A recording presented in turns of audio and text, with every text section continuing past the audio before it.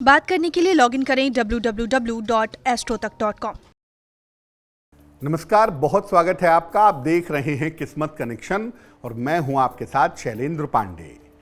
आज हम आपको बताएंगे कि कौन से ग्रह वैवाहिक जीवन को खराब करते हैं या किन ग्रहों की भूमिका होने से वैवाहिक जीवन टूट जाता है, और अगर उनकी वजह से वैवाहिक जीवन टूटने की नौबत आ गई है तो कौन से उपाय करें जिससे वैवाहिक जीवन बचा रहे। अब जानते हैं विवाह तोड़ने वाले पहले ग्रह के बारे में, जिसका नाम है सैटर्न यानी शनि। वैवाहिक जीवन के टूटने में सबसे बड़ी भूमिका शनि निभाता है। अगर शनि का संबंध विवाह भाव से या इसके ग्रह से बन रहा हो, सामान्यतः ऐसी स्थिति में विवाह भंग हो जाता है। शनि अगर विवाह भंग करने का कारण हो तो इसके पीछे घर के लोग होते हैं। घर के लोगों की वजह से पति पत्नी के बीच में दरार पैदा होती है, और यहां पर जब संबंध टूटता है, शनि की वजह से जब वैवाहिक जीवन टूटता है तो वो आसानी से नहीं टूटता, उसमें बहुत समय लगता है, काफी समय बाद सेपरेशन होता है। अगर शनि की वजह से वैवाहिक जीवन में दिक्कत आ रही है तो आप क्या करेंगे? एक काम तो ये करिए कि भगवान शिव को नियमित रूप से जल चढ़ाइए। साथ ही साथ हर शनिवार को लोहे के बर्तन में या कटोरी में भर करके सरसों के तेल का दान करिए। अगर ऐसा आप करते हैं तो शनि की वजह से विवाह अगर टूट रहा है तो वो बच जाएगा। विवाह तोड़ने में जिस दूसरे ग्रह की सबसे बड़ी भूमिका होती है उस ग्रह को कहते हैं मंगल यानी मार्स। वैवाहिक जीवन में विच्छेदन के अलावा, टूटने के अलावा अगर मामला मारपीट तक, हिंसा तक पहुंच गया है तो इसके पीछे आमतौर पर मंगल होता है।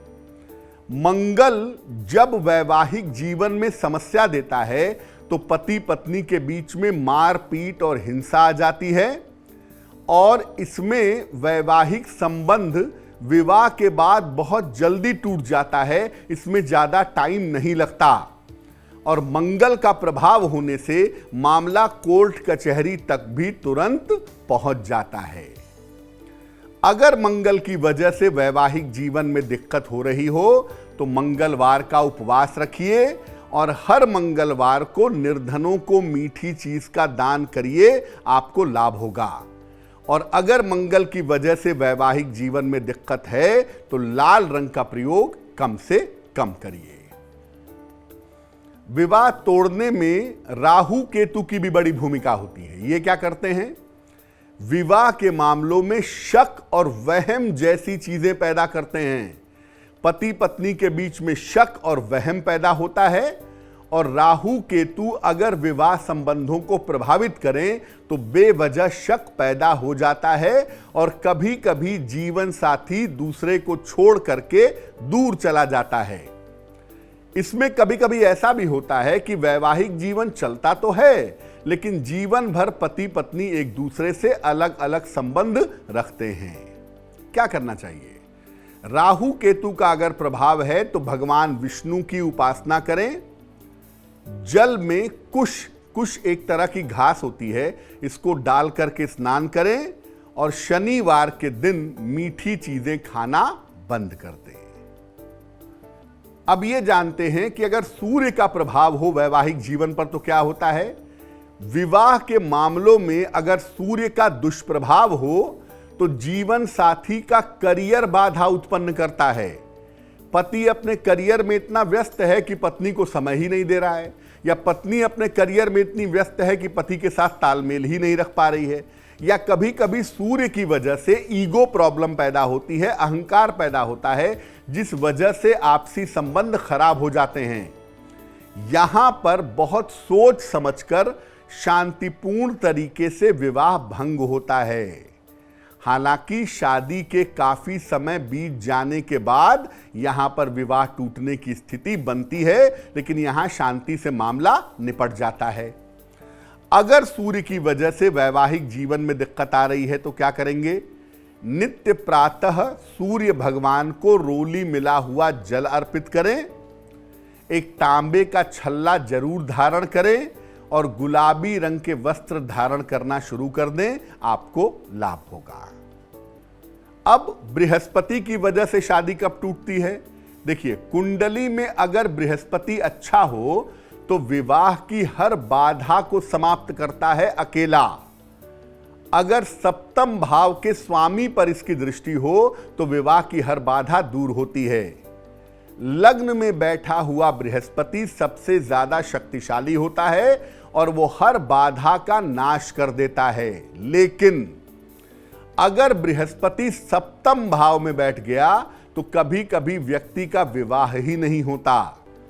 अगर बृहस्पति अनुकूल है तो आप याद रखिए, कभी पीली चीज का दान मत करिएगा, नहीं तो वैवाहिक जीवन में दिक्कत आएगी। और अगर बृहस्पति खराब है तो आप केले का दान जरूर करें बृहस्पतिवार के दिन।